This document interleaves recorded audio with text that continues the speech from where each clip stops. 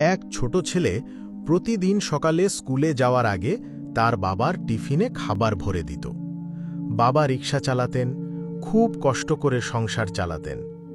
একদিন ছেলে তার বন্ধুদের বলতে শুনল, আমার বাবা গাড়ি চালান, কারো বাবা বড় ব্যবসায়ী।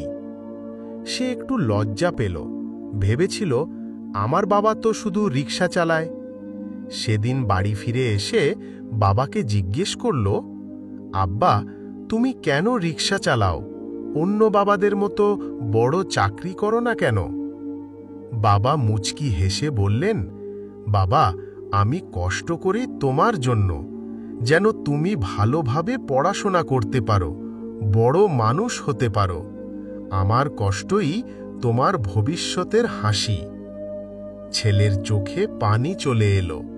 সে বাবার হাতে চুমু খেয়ে বলল, আব্বা, আপনি আমার চোখে সবচেয়ে বড় মানুষ।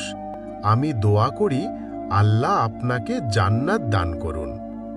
আল্লাহ তাআলা বলেছেন, মানুষকে আমরা তার পিতামাতার সাথে সদ্ব্যবহারের নির্দেশ দিয়েছি। ভাই ও বোনেরা, শিক্ষা হল বাবা মায়ের কষ্টকে হেলাফেলা করা যাবে না।